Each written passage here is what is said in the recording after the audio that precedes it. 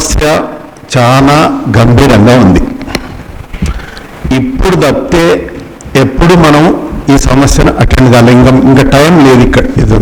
అందుకే మాకు అందరికీ మన పెద్దలు నరసింహారెడ్డి గారు దాని తీవ్రత, పురుషోత్తం రెడ్డి గారు వాటి వివరాలు మాకు చెప్పడంతో దాంట్లో ఈ COP 28 సందర్భంగా ఇక్కడ మహిళా ఉమెన్స్ కాలేజీలో పెట్టడం జరిగింది.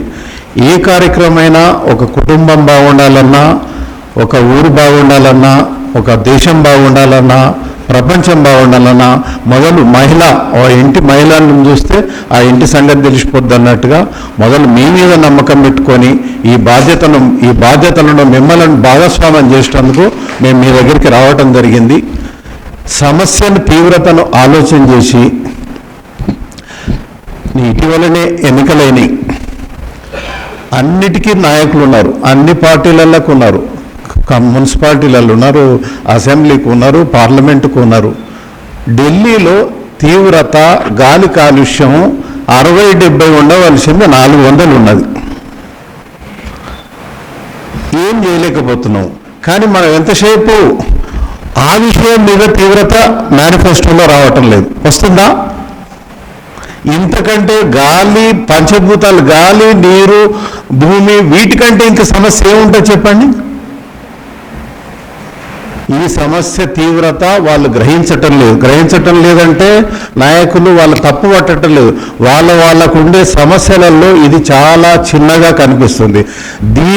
ఇది చిన్నది కాదు, మా భవిష్యత్ ఇది, రేపు మాకు పుట్టబోయే పిల్లల భవిష్యత్తు ఇద్దని మీరు ప్రశ్నించాల్సిన అవసరం ఉంది.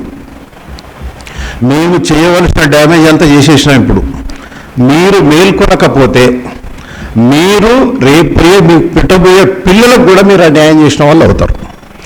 దానికి గాను మీరేమి ఇప్పుడు ఇంతకుముందు మనకు స్వతంత్రం కొరకు ప్రాణాలు ఇచ్చిండ్రు, మీరేం ప్రాణాలు ఇవ్వాల్సిన పని లేదు, ఆత్మాహుతి చేసుకోవాల్సిన పని లేదు. ఎన్నో బలిదానాలు ఇచ్చిండ్రు, ఎన్నో మన లక్షల మంది బలిదానం ఇస్తే ఈరోజు మనం శ్వాస పీల్చుకుంటున్నాం, ఫ్రీడమ్గా ఉండగలుగుతున్నాం.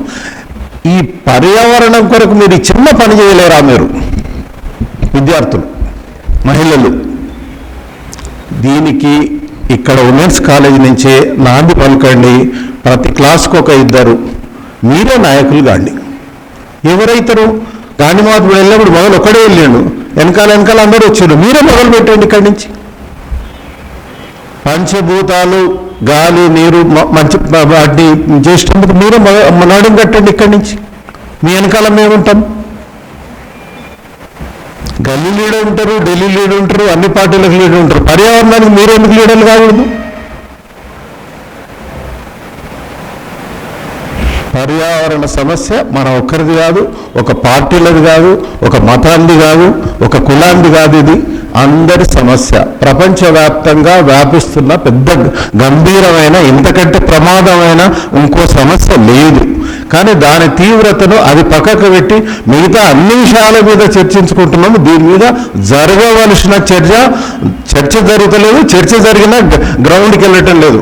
మన నరసింహారెడ్డి గారు, ప్రొఫెసర్ గారు చెప్తుంటారు, మనం ఎంతసేపు మాట్లాడే వాళ్ళు చాలా మంది ఉన్నారు, మనం గ్రౌండ్కి వెళ్ళాలంటాడు. ఎక్కడికి వెళ్ళినా ఏదన్నా విషయం ఉంటే గ్రామానికి వెళ్దాం మాట్లాడదాం, లేదంటే ఏదైనా కాలేజీకి వెళ్ళి మాట్లాడదాం. మనం మాట్లాడుకుంటూ వెళ్ళాము అందరు కూర్చొని ఇక్కడ అనే ఉద్దేశంతో మీ దగ్గరికి రావడం జరిగింది. మీ దగ్గర ఎంతో మీ మీద నమ్మకం పెట్టుకొని ఇక్కడికి వచ్చాము మేము. మీరు ఎంతమంది మీరే వాలంటీర్గా లీడ్ తీసుకొని ఒక్కొక్క క్లాస్ నుంచి 2-3 రాండి, మీరే నాయకులు కాండి. మీ వెనకాల మేము ఉంటాం. మా వెంబడి ఎంతోమంది నైపుణ్యం ఉన్న వాళ్ళు ఉన్నారు, మీకు అందరూ గైడ్ చేస్తారు. నేను ఇంత చెప్పి ముగిస్తున్నాను.